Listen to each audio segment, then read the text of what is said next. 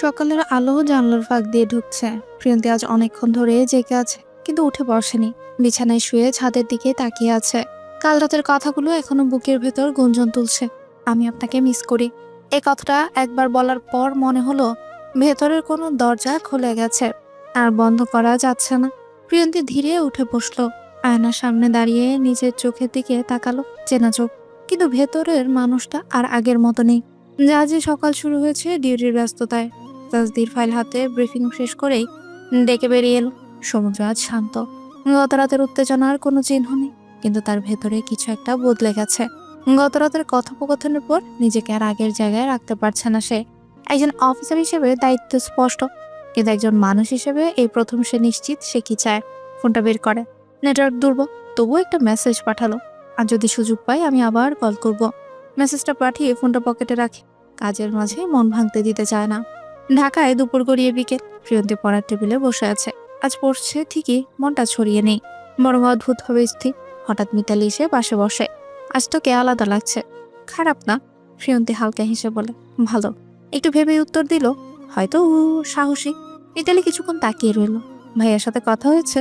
প্রিয়ন্তী মাথা নেড়ে দিয়ে, হ্যাঁ। তুই কাঁদিস? এই প্রশ্নে প্রিয়ন্তী চুপ করে গেল। তারপর ধীরে বলল, ভয় পেয়েছিলাম। মিতালি নরম গলায় বলল, ভাইয়াকে ভালোবাসা সহজ না প্রিয়ন্তী, কিন্তু সে কাউকে ভেঙে ফেলে না। প্রিয়ন্তী জানে এই কারণেই ভয়টা বেশি। সন্ধ্যের একটু আগে তাসদির কল করে। আপনি ব্যস্ত? না। প্রিয়ন্তী জানলা ধারে দাঁড়িয়ে বলল, আমি একটা খবর দিতে চাই। প্রিয়ন্তীর বুকটা কেঁপে উঠল। ভালো, আমি ফিরছি। এক সেকেন্ডের জন্য চারপাশটা থেমে গেল। কবে? আর 10 দিন। প্রিয়ন্তী চোখ বন্ধ করলো। আপনি ভালো আছেন তো? তাসদির হালকা হেসে বলল, এখন অনেক ভালো। কিছুক্ষণ নীরবতা, তারপর সে বলে, ফিরে এসে আমি কিছু কথা বলতে চাই। প্রিয়ন্তীর গলা শান্ত কিন্তু ধীর। আমি শুনবো। এই ছোট্ট কথাটাই যেন দুজনের মাঝে দূরত্ব আরো কমিয়ে দেয়। দিনগুলো আবার গুনতে শুরু হলো। একদিন, দুদিন। প্রিয়ন্তী নিজের ভেতরে একটা পরিবর্তন টের পাচ্ছে। সে আর নিজেকে প্রশ্ন করছে না কেন ভালো লাগছে, বরং প্রশ্নটা বদলে গেছে, আমি কিভাবে সৎ থাকবো নিজের সাথে। এক রাতে দাদি পাশে ডেকে নেয়। মা, নরম গলায় বললেন, তুই কি সুখী হবি এই ঘরে? প্রিয়ন্তী চমকে ওঠে। দাদি? চোখ মিথ্যে বলে না। দাদি মাথায় হাত বুলিয়ে দিলেন। ভয় থাকলেও টানটা সত্যি। প্রিয়ন্তীর চোখটা ভিজে উঠল। এই প্রথম কেউ ওর মনের কথাটা উচ্চারণ করলো। 10ম দিন। এয়ারপোর্টে ব্যস্ততা। মিতালি আগেই খবর দিয়েছে ভাই আসছে। প্রিয়ন্তী আয়নার সামনে দাঁড়িয়ে নিজের শাড়িটা ঠিক করলো। খুব সাধারণ, কোনো সাজগোজ নেই, তবুও আজকে নিজেকে অন্যরকম লাগছে। গাড়িতে বসে বুক ধকপক করছে। এতদিন দূর থেকে কথা বলা সহজ ছিল, সামনাসামনি হলে। গাড়ি থামতে মিতালি লাফিয়ে নামে। ভাই? তাদের বেরিয়ে এলো ইউনিফর্মে নয়, সাধারণ পোশাক, কিন্তু সেই চেনা স্থিরতা। দুই ভাই বোনের আলিঙ্গন। তারপর চোখে পড়ে প্রিয়ন্তীর দিকে। এই প্রথম দুজন কিছুক্ষণ চুপচাপ তাকিয়ে রইল। সব শব্দই যেন দূরে সরে গেল। আপনি ঠিক আছেন? তাসদির জিজ্ঞেস করে। জি। এই একটা শব্দেই কথা। বাড়িতে ফিরে সন্ধে নামে। সবাই ব্যস্ত। প্রিয়ন্তী ছাদে উঠেছিল। বাতাসে হালকা ঠান্ডা। পেছনে পায়ের শব্দ। তাসদির, আমি জানতাম আপনি এখানেই থাকবেন। প্রিয়ন্তী হালকা হাসে। আমি ভাবছিলাম, কি আমরা বদলে গেছি? তাসদির মাথা নেড়ে বলে, হ্যাঁ, আর সেটা খারাপ না। একটু থেমে সে বলে, আমি আর অপেক্ষা নিয়ে কথা বলতে চাই না। প্রিয়ন্তীর বুকটা ধক করে উঠল। আমি পরিষ্কার হতে চাই। তাসদির শান্ত গলায় বলে, আমি আপনাকে চাই, কিন্তু আপনার সিদ্ধান্ত ছাড়া না। প্রিয়ন্তী গভীর শ্বাস নেয়। এই মুহূর্তটা সে বহুবার কল্পনা করেছে। আমি ভয় পাই, সে বলল, কিন্তু আমি আর পালাতে চাই না। তাসদির ধীরে এগিয়ে এলো। খুব কাছাকাছি, খুব কাছাকাছি, কিন্তু স্পর্শ না করে। তাহলেই যথেষ্ট। এই প্রথম প্রিয়ন্তী নিজেও এগিয়ে এসে লোকটার হাত ধরলো। কোনো নাটক নেই, কোনো তাড়াহুড়ো নেই, শুধু দুটো মানুষ যারা আর মিথ্যে বলছে না নিজেদের সাথে। রাতের আকাশে চাঁদ উঠেছে। এই গল্পটা এখন আর অপেক্ষার না। ছাদের সেই মুহূর্তটার পর রাতটা অদ্ভুতভাবে নীরব হয়ে গেছিল। প্রিয়ন্তী নিজের ঘরে এসে দরজা বন্ধ করে বিছানায় বসে পড়ে। বুকের ভেতরটা এখনো ধকধক করছে।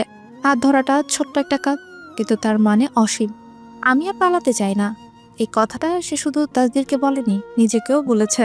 তাসদির নিজের ঘরে ঢুকে দরজা বন্ধ করে। জানলার বাইরে তাকিয়ে কিছুক্ষণ দাঁড়িয়ে রইল। ঢাকার আলো ঝলমল করছে। সে জিতেছে এমন অনুভূতি তার নেই, বরং এক ধরনের দায়িত্ব এসে বসেছে কাঁধে। প্রিয়ন্তী সহজ মানুষ না, তার আর এই সম্পর্ক সহজ হবে না। সে জানে সবচেয়ে কঠিন লড়াইটা এখন শুরু। পরদিন সকাল।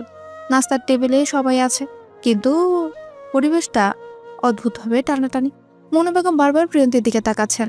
দাদি চুপচাপ চা খাচ্ছেন, কিন্তু চোখে সেই চেনা তীক্ষ্ণতা। তাদের স্বাভাবিক থাকার চেষ্টা করছে। প্রিয়ন্তী মোহনা বেগম হঠাৎ ডাকলেন, আজ বিকেলে একটু সময় আছে? এই প্রশ্নটাই হালকা হলেও ভেতরে ওজন আছে। জি খালা। মিতালি একবার তাকায় প্রিয়ন্তীর দিকে, সবাই বুঝে গেছে কথা আসছে। বিকেলে ড্রয়িং রুমে মুখোমুখি বসা মোহনা বেগম, দাদি, তাসদির আর প্রিয়ন্তী। কয়েক সেকেন্ড নীরবতা। মোহনা বেগমই প্রথমে বললেন, আমি সরাসরি কথা বলতে পছন্দ করি। প্রিয়ন্তীর হাত কাঁপছে, তবুও চোখ নামালো না। তাসদির আমার ছেলে, তিনিই বললেন। তার জীবন সহজ না, দায়িত্ব, ঝুঁকি, অনিশ্চয়তা। তাদের মুখ খুলতে যাচ্ছিল, কিন্তু দাদি হাত তুলে থামালেন। শুনতে দে। মোহনা বেগম আবারও বললেন, আমি জানতে চাই তুমি কি এই জীবনের জন্য প্রস্তুত? এই প্রশ্নটা প্রিয়ন্তীর বুকের ভেতর ঢেউ তুলল। প্রস্তুত? সে কি সত্যিই প্রস্তুত? কয়েক সেকেন্ড ভেবে ধীরে বলল, আমি ভয় পাই। ঘরে নীরবতা। কিন্তু আমি জানি। প্রিয়ন্তী গলা শক্ত করে বলল, ভয় না পেলে দায়িত্ব নেওয়া যায় না। মোহনা বেগম কিছুক্ষণ তাকিয়ে রইলেন। তুমি কি জানো একা অপেক্ষা করার মানে কি? প্রিয়ন্তী চোখ ভিজে উঠল। আমি জানি আর শিখছি। দাদি হালকা হাসলেন। এমনিটা মিথ্যে বলে না। তাসদির এতক্ষণ চুপ ছিল, এবার বলল, আমি ওকে একা ফেলবো না মা। মোহনা বেগম দীর্ঘশ্বাস ফেললেন। কথা সবসময় বাস্তবে ধরে না। এই কথায় প্রিয়ন্তীর বুকটা কেঁপে উঠল। হঠাৎ সে বলল, আমি কোনো নিশ্চয়তা চাই না খালা, আমি শুধু সত্য চাই। এই কথাটা ঘরের বাতাস বদলে দিল। সেদিন রাতে প্রিয়ন্তী দাদির পাশে ঘুমোতে যায়। ভয় লাগছে? দাদি জিজ্ঞেস করেন। হ্যাঁ, ভালো। দাদি মাথায় হাত বুলিয়ে দিলেন। ভয় থাকলে মানুষ সাবধানে ভালোবাসে।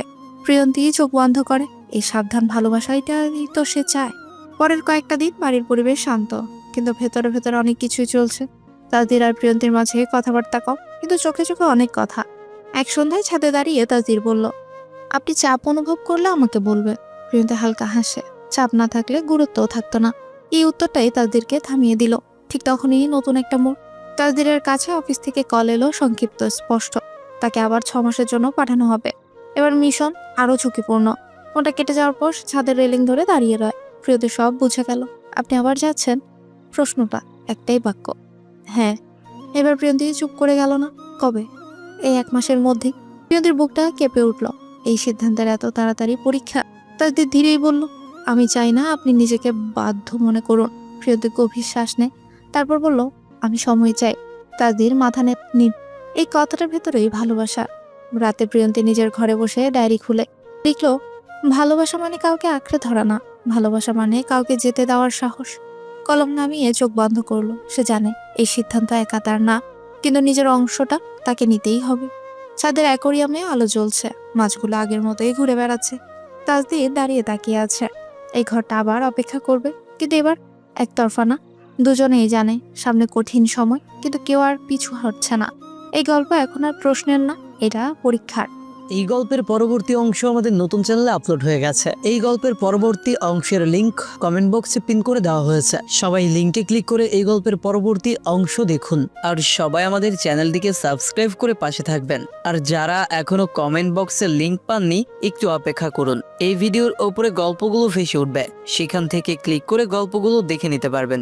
ধন্যবাদ সবাইকে। এই গল্পের পরবর্তী অংশ আমাদের নতুন চ্যানেলে আপলোড হয়ে গেছে। এই গল্পের পরবর্তী অংশের লিংক কমেন্ট বক্সে পিন করে দেওয়া হয়েছে। সবাই লিংকে ক্লিক করে এই গল্পের পরবর্তী অংশ দেখুন। আর সবাই আমাদের চ্যানেলটিকে সাবস্ক্রাইব করে পাশে থাকবেন। আর যারা এখনো কমেন্ট বক্সে লিংক পাননি, একটু অপেক্ষা করুন। এই ভিডিওর ওপরে গল্পগুলো ভেসে উঠবে, সেখান থেকে ক্লিক করে গল্পগুলো দেখে নিতে পারবেন। ধন্যবাদ সবাইকে।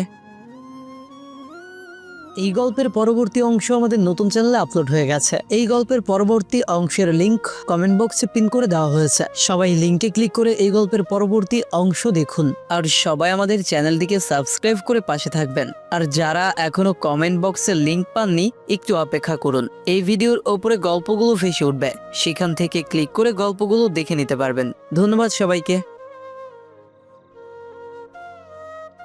এই গল্পের পরবর্তী অংশ আমাদের নতুন চ্যানেলে আপলোড হয়ে গেছে। এই গল্পের পরবর্তী অংশের লিংক কমেন্ট বক্সে পিন করে দেওয়া হয়েছে। সবাই লিংকে ক্লিক করে এই গল্পের পরবর্তী অংশ দেখুন। আর সবাই আমাদের চ্যানেলটিকে সাবস্ক্রাইব করে পাশে থাকবেন। আর যারা এখনো কমেন্ট বক্সে লিংক পাননি, একটু অপেক্ষা করুন। এই ভিডিওর ওপরে গল্পগুলো ভেসে উঠবে, সেখান থেকে ক্লিক করে গল্পগুলো দেখে নিতে পারবেন।